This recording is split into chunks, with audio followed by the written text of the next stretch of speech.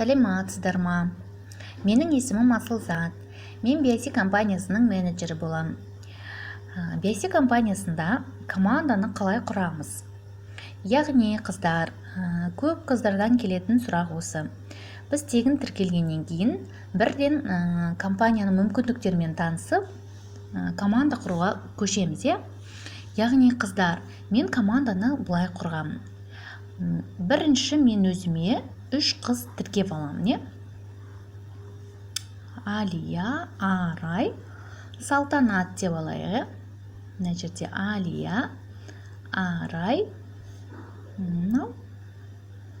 Салтанат болсын. Мен осы 3 қызға одан кейінгі қыздарды кезек тіркеп кетемін. Алияға, Арайға, одан кейін Салтанатқа. Одан кейінгі қыздарды қайтадан Алияның бірінші линиясына, Арайға, Салтанатқа. Осылай мен спонсор есебінде өзімнің тікелей 3 қызымның бірінші линияларын алып жүремін. Яғни спонсор есебінде командама көмектесемін, қыздар. Дәл солай қыздарға оңай болады. Енді мына жерде Алия өзіне тікелей 2 қыз жасап, ол да қыздарды кезек осы қыздардың астына тіркеп кете береді. Сонда Алияның 3 веткасы тез өседі. Жұмыс істейтін қыздар өздеріне дәл осылай команда жасақтайды. Осылай кете береді. Ал мына жерде бізде Салтанат жасамайды деген. Оның астында мына жерде қыз жасамайды. Мына қыз жасайды ғой, қыздар. Оның астындағы бірінші линиясын мен алып кете берем. Бұлай кезек қыздардың бірінші линияларын алып жүремін.